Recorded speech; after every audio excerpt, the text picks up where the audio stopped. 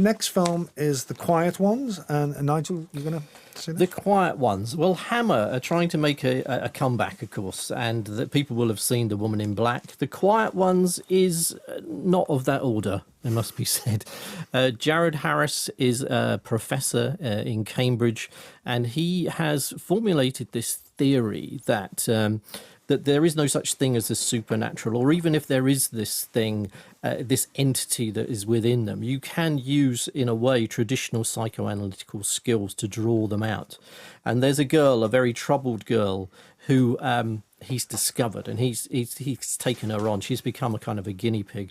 And in this scene that we're going to hear now, two people, one of whom is a sort of young guy who's not at the university. He's just sort of a technician who's there to film the stuff. And another guy who's almost one of his acolytes. He's got these three young kids who are acolytes of his, who are part of this kind of, they call it the experiment. It's just explaining who this girl is to the cameraman. What's wrong with her? Suicidal. She remembers nothing from her past. Foster child. Abandoned. Passed from house to house. Families would keep her for a bit, then, you know, things would happen. Furniture would move. Objects would catch on fire. Authorities were convinced she was possessed. Luckily, Joseph discovered her. He ruled out schizophrenia, the usual. Then he measured her brainwaves. Frequencies off the charts. Look. That's why he chose her. Took her from the asylum. Well, Brian, welcome to the experiment.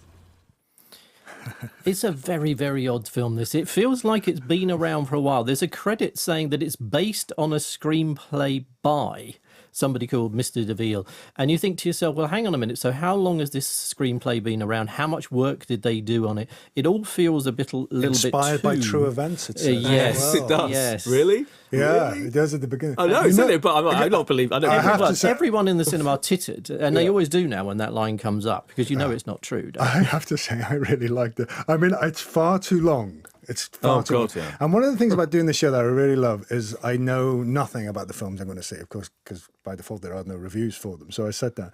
And when the Hammer logo came up, I thought, oh, okay. And then there's the spooky music and all that. And then, but it really honoured that. I thought it is too long, and there's one bit where Jared Harris says, "Get your hands out of his trousers now," yes. Which I just. Yes. But there's something. I mean, Jared Harris, I think, is great, but I have to say, Olivia Cooke as the girl is just brilliant. I mean, and I did jump out of my skin, and I did think there was things in it that was really. I mean, Jared Harris plays this like mad Artie Lang character who's experimenting with this girl and recruiting everybody in, and there's all the, there's the dodgy sort of Super 8 film that we see from the past and all that. And there is a hokiness to it, undoubtedly. But I sort of liked it, and it just got a bit too long for me, and in the end, it all fell apart. But it's interesting.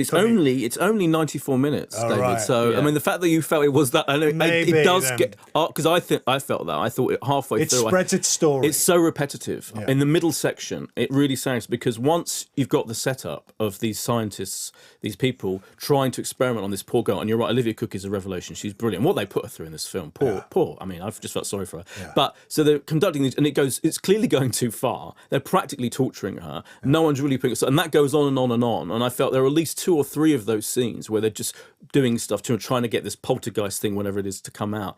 Right, we get the point. We know there's something inside of her. I agree. Skip to the explanation. My only feeling was there was the odd scare, but the explanation was preposterous. It was just it was. But it's supposed to be preposterous. I know, but even the way it's done, she literally sits there explaining a thing. There's this whole thing, and it's suddenly brought in. Then, and also you're supposed to care about instead of it. I thought it was going to be the classic setup of science versus mysticism. It's 2 different types of supernatural mysticism vying. So your main character, the scientist guy, he's obsessed with his theory that you create your own poltergeist thing. The others are going, well, it might be a kind of outside ghost thing or something that needs to be exorcised. Who cares? It's 2 different versions of supernatural. I did think that it's reference from it's cinematic references were just brilliant. I really got it. I mean, I sat there expecting to go, oh no, but actually, and you did. I did every now and again. And there's another film that we'll be reviewing later, which I think's less confident in its tone of giving you the shock. And this, I thought there was enough in this.